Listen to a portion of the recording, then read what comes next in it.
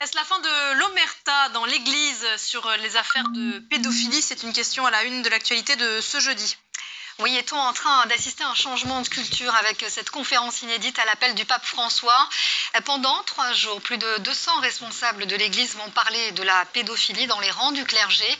Notre correspondante en Italie a rencontré une victime présumée qui évoque les ravages humains et psychologiques de ce fléau qui secoue l'Église catholique. Natalia Mendonça, Juliette Dubois.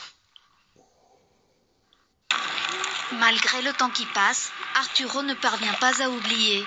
Il avait 12 ans quand il a rencontré le père Silverio Mura, son enseignant en religion à l'école, près de Naples, dans le sud de l'Italie. Un jour, il m'a invité à venir chez lui. J'ai accepté. Une fois chez lui, à un moment, il m'a demandé de m'approcher. Et il m'a donné un baiser. Un baiser violent. Je me rappelle encore de sa mauvaise haleine et cette violence avec sa langue. J'étais sous le choc. Cet épisode marque le début d'une longue série d'abus sexuels qui se seraient répétés pendant plus de 4 ans. J'étais totalement soumis à lui. Tout ce qu'il me disait de faire, je le faisais.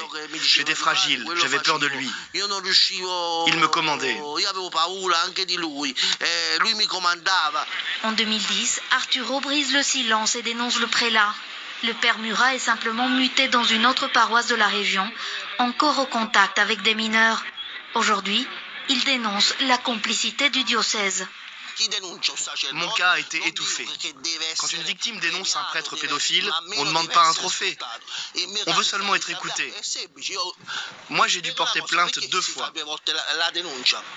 Depuis qu'il a porté plainte, 10 autres victimes présumées ont dénoncé le même prêtre. Ce matin, Arturo est invité à sa demande au Vatican. Son objectif, avoir des nouvelles sur l'avancement du procès canonique mené par la Congrégation pour la doctrine de la foi. Après l'entretien avec un assistant du pape, il fait part à son avocat de la rencontre. Ça s'est bien passé. Il m'a dit que d'ici peu, on aura la sentence. Ça m'a donné l'espoir que justice sera bientôt faite. Et ça, c'est important, car la justice nous aide, nous les victimes, à guérir. En attendant le verdict, un portrait du pape et un rosaire béni lui ont été offerts. Une maigre consolation pour Arturo, qui devra suivre une cure psychiatrique pour le reste de sa vie. Une réunion constructive, c'est ainsi que Theresa May a résumé sa réunion.